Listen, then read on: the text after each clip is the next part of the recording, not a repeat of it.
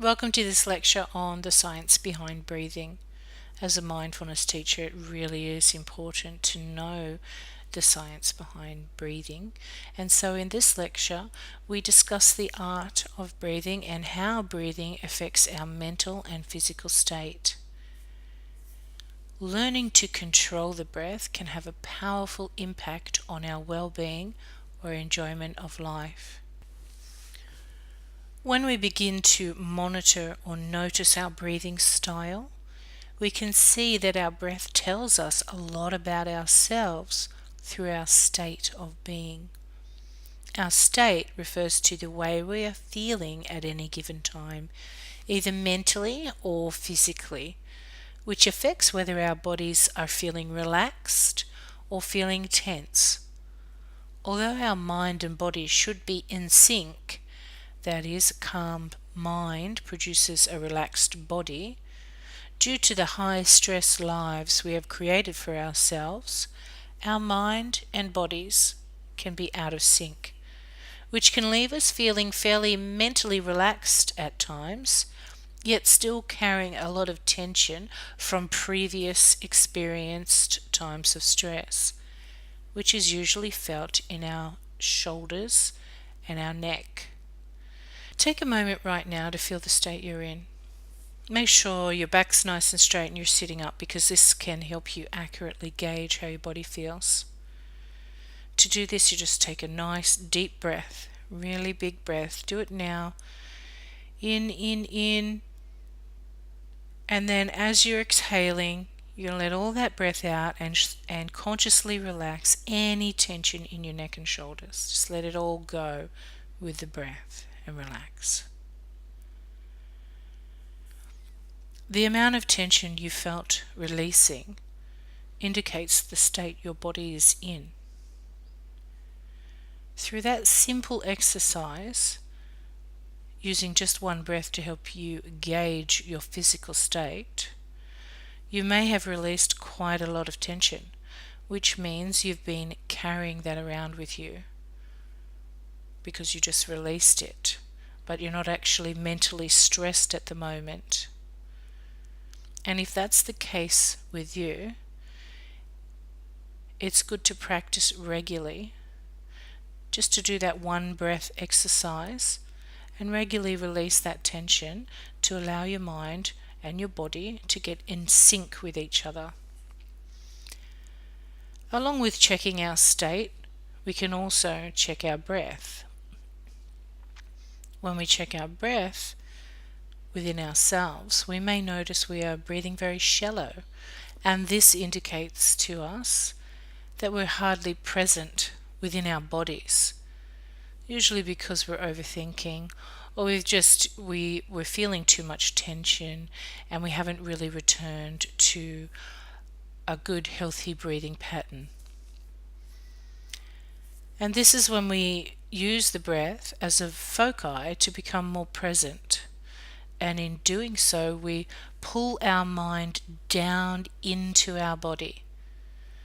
And this improves not just our mental health, but also our physical health, as we become more in sync, more one, our mind and body being one, working together. And this occurs because breathing has a physiological reaction that does more than simply sustain life. Breathing is intertwined with our autonomic nervous system, which is the branch of our nervous system responsible for control of the bodily functions not consciously directed, such as breathing, the heartbeat, the digestive processes. There are actually two parts to the autonomic nervous system. Firstly, the sympathetic nervous system, which is often described as the fight or flight system, and secondly, the parasympathetic nervous system, which is often described as the rest and digest system. The sympathetic nervous system is in control of keeping you alive in times of danger, which is automatically indicated to the brain when the body feels stress. When this happens, the sympathetic nervous system takes control by shutting off the other functions of the parasympathetic nervous system that just don't need to be used, such as digestion and relaxation, and focuses instead on increasing blood to the brain and the heart and releasing chemicals such as adrenaline and cortisol to help you be energetic and alert to either fight through or escape danger. This is also why people who suffer from high stress or anxiety often have weight issues or a sluggish digestive system. Therefore, while the sympathetic nervous system can be life-saving in dangerous situations, it can also be the cause of stress-related illnesses such as heart attack, heart disease, obesity, anxiety, depression, and they're even finding links with Alzheimer's and diabetes. So why do people get so stressed out? Well, both genetic and environmental factors contribute to how we cope with stress. This is because of the brain's wiring or thinking styles that have strong genetic qualities, which can also be strengthened when children watch how their parents deal with stressful situations. And all these stresses can cause shallow breathing, which sends messages to the body to prepare for the fight or flight probability. And as our body goes into stress mode, we begin to automatically breathe shallow and our muscles tense up. This process triggers the autonomic nervous system to turn on the sympathetic nervous system for the release of the adrenaline and the stress hormone cortisol to activate that fight or flight response. It's fueling our body to react, to keep us safe and to keep us out of danger. And when this happens to animals in the wild, the adrenaline and the cortisol, it gets burned up like energy or fuel through either fighting or running. And once the animal is exhausted, it begins to naturally breathe deeply, which then triggers the autonomic nervous system to turn on the parasympathetic nervous system and release oxytocin, which is called the bliss hormone. And this helps the animal relax and rest, as well as optimize the performance of the digestive system. And additionally, this calming effect has many health benefits, both mentally and physically, for increasing well-being.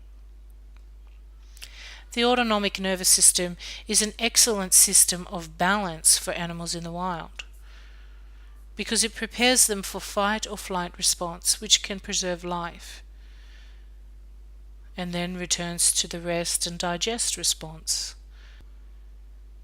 However, when humans release these same stress chemicals and cannot run or fight through, the adrenaline and cortisol that make up this energy don't burn off, but instead get stored in the body.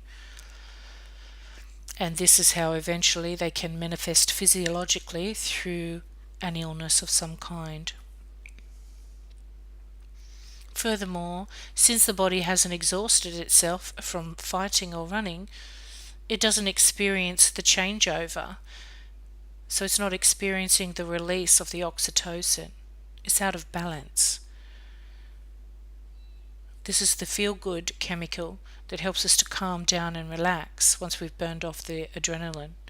We're not getting that if we haven't burnt off that adrenaline. We haven't burnt off the stress.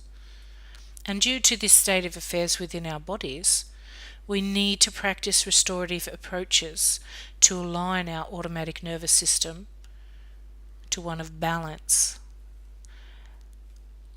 And this is why we practice mindfulness and various forms of meditation.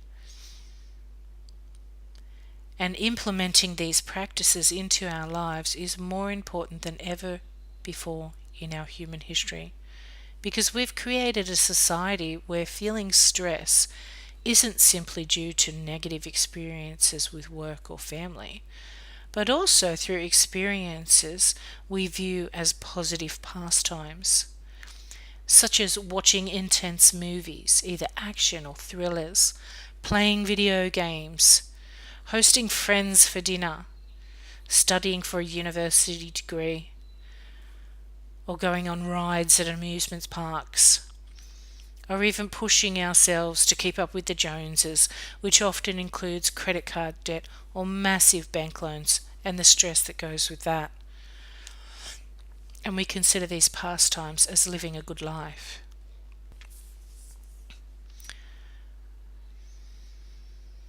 And this is why we really need to consciously check our state so often, simply by remembering to take a nice big breath several times throughout the day.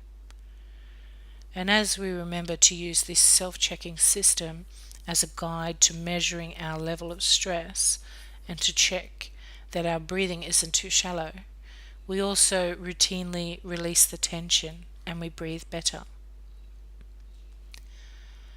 Additionally, we can also do a regular quick calm breathing exercise where we use our breath as a foci for mindfully releasing tension in our minds and bodies to purposefully trigger our parasympathetic nervous system to enable our bodies to release oxytocin, or the feel-good chemical that we need to restore the natural balance. Okay, so in a moment we'll practice the quick calm breathing exercise. All you'll need to do is sit up straight and take a very deep breath, really filling up your lungs to their capacity and then holding that air in for a moment before slowly releasing the air, while you also release any tension from your neck and shoulders. Then you'll pause and then repeat that process another 2 times. Okay, so let's do that. Sitting up nice and straight, breathing in a very deep breath, really filling up your lungs to their capacity, and holding, and then letting all that air go out of your body. Make sure all the air is released. And then pause and just feel that stillness. And then again, breathing in, in, and holding, and breathing out, out. Feel all that air breathing out of your body. Stillness and calm. Feel that moment. And then again, breathing in, filling up a really big breath, and holding,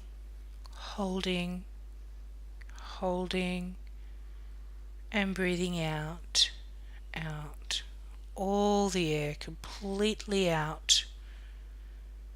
And then feel that stillness, feel that calm.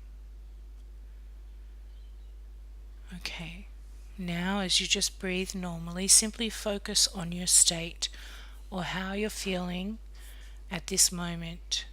Feel the calm, that peace that you have right now.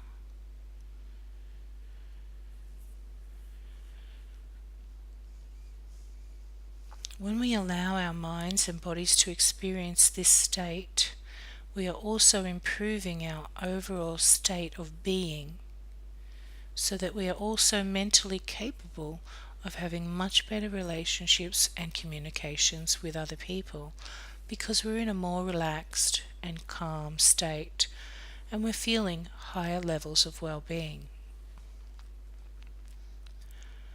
You may want to try this quick calm breathing exercise next time you find yourself stuck in an argument with your partner, because changing your state changes your mind, and I'm sure they'll also appreciate your ability to regather yourself and turn things around.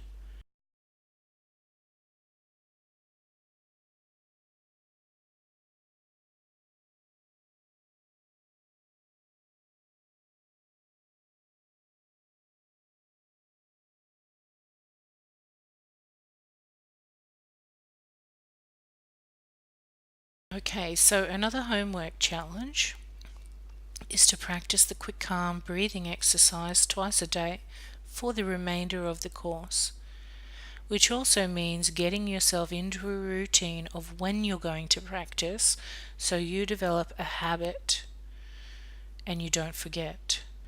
Use your workbook to set the time of the day and evening and get into a habit of doing the exercise in the same place each time.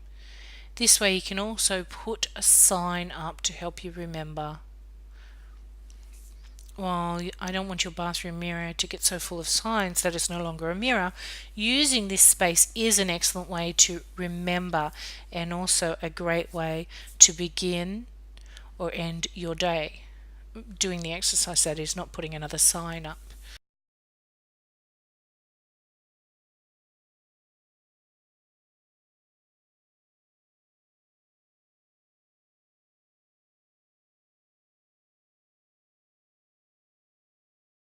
So that's a wrap.